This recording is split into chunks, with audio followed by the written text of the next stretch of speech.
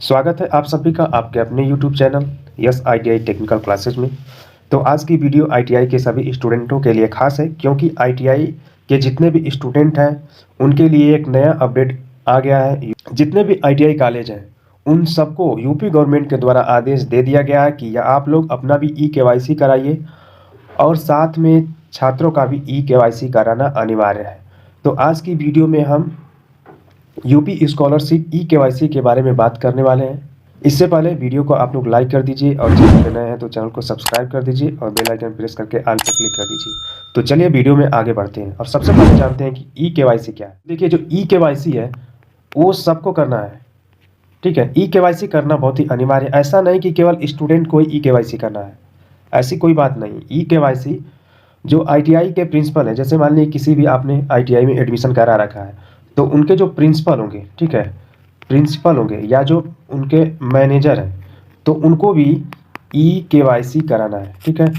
KYC तो सबसे पहले KYC आपके जो ITI के प्रिंसिपल और मैनेजर हैं उनका KYC होना है। तो उनका तो KYC अब हो चुका है। अब देखिए, दूसरा जो क्रम है, आपको भी KYC कराना होगा। तो जितने भी ट्रेनीज हैं जो ITI कर रहे हैं, चाहे वो फर्स्ट ईयर में हो या वो सेकेंड ईयर में हो, तो फर्स्ट ईयर और सेकेंड ईयर उन सभी स्टूडेंटों के लिए KYC कराना अनिवार्य है, ठीक है। अनिवार्य इसलिए है कि देखिए, गवर्नमेंट हर बार कुछ ना कुछ नया नियम लाती है। और क्यों लाती है कि बहुत सारे कॉलेजों के द्वारा स्कॉलरशिप में बहुत बड़ा फ्रॉड होता है। तो इस जो ये धांधली है ना, धांधली को रोकने के लिए जो यूपी गवर्नमेंट ने फिर एक नया नियम निकाला है। तो यूपी गवर्नमेंट ने नियम निकाला है KYC कराने के लिए। तो KYC करने से क्या होगा, आपका KYC में फिंगरप्रिंट लगेगा। तो फिंगरप्रिंट जब लगेगा तो आप चिन्हित कर लिए जाएंगे कि आपने जो आधार कार्ड लगाया है आप ही का है, आपने एडमिशन कराया है, क्या एडमिशन आपका है या आपके जगह पे कोई फिंगरप्रिंट दूसरे का है। तो ये सब चेकअप करने के लिए, यानी फर्जीवाड़े को रोकने के लिए ऐसा यूपी गवर्नमेंट ने कदम उठाया है।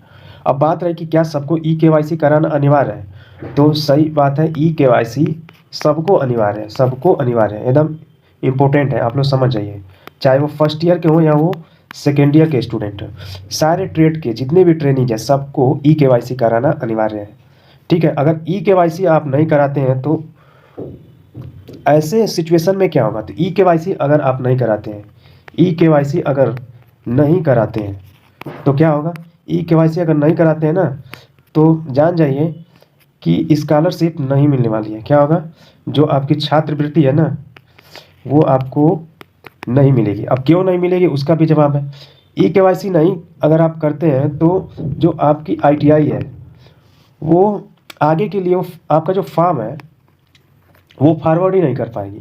जब फॉर्म फॉरवर्ड नहीं कर पाएगी तो आगे ये पहुंचेगा नहीं, और पहुंचेगा ही नहीं तो आपको कैसे स्कॉलरशिप मिलेगी। आप ही सोचिए, अगर फॉरवर्ड ही नहीं कर पाएगा कॉलेज वाला तो कैसे आप छात्रवृत्ति का लाभ ले पाएंगे। तो अगर आपको छात्रवृत्ति का लाभ लेना है, भैया हमें छात्रवृत्ति चाहिए ही चाहिए, तो आपको KYC कराना अनिवार्य है। KYC कराना अनिवार्य है। और ये कब से लागू हुआ है, तो 2024 यानी इसी साल से ये नया नियम लागू हुआ है।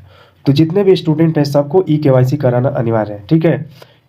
एक लाइन समझ लीजिए, सबको KYC कराना अनिवार्य है। सबको मतलब जिनको छात्रवृत्ति चाहिए उनको KYC कराना अनिवार्य है, जिनको नहीं चाहिए भाई मत कराओ KYC। आपको छात्रवृत्ति चाहिए तो आपको KYC कराना अनिवार्य है। KYC नहीं कराएंगे तो छात्रवृत्ति नहीं मिलेगी। अब सबसे बड़ी बात है कि KYC होगा कहाँ से, तो देखो जो KYC है, सबसे पहले तो ITI के जितने भी प्रिंसिपल हैं और जो मैनेजर हैं, ठीक है, तो उनका सबसे पहले KYC हुआ है। अब उनका KYC का जो प्रोग्राम है वो कंप्लीट हो गया है। अब सेकेंड सिचुएशन में अब जो प्रशिक्षु हैं, जो है, ठीक है, जो प्रशिक्षु हैं उनका KYC होना है। अब प्रशिक्षुओं का KYC कहाँ होगा, तो प्रशिक्षुओं का जो KYC होगा वो कहाँ होगा, ITI में होगा। किस ITI में होगा, तो जहाँ आपने एडमिशन करा रखा है वहीं आपका KYC होना है, ठीक है। तो आपको KYC कराने के लिए किसी सहज जन सेवा केंद्र में जाने की आवश्यकता नहीं है। आप अपने ITI से संपर्क करिए, वहाँ पे आपका KYC हो जाएगा। जहाँ आपने एडमिशन करा रखा है वहीं आपको जाना है KYC करने के लिए, ठीक है। तो आशा करता हूँ कि आप लोगों को जितना भी डाउट था वो सारा क्लियर हो गया होगा। अभी भी अगर कोई डाउट है तो आप लोग कमेंट बॉक्स में कमेंट करके पूछ सकते हैं। तो चलिए मिलते हैं आपसे अगली वीडियो में एक नई जानकारी के साथ। यदि आप चैनल पर नए हैं तो चैनल को सब्सक्राइब कर दीजिए, वीडियो को लाइक करिए और ज़्यादा से ज़्यादा शेयर करिए। तो चलिए मिलते हैं आपसे अगली वीडियो में, तब तक के लिए जय हिंद।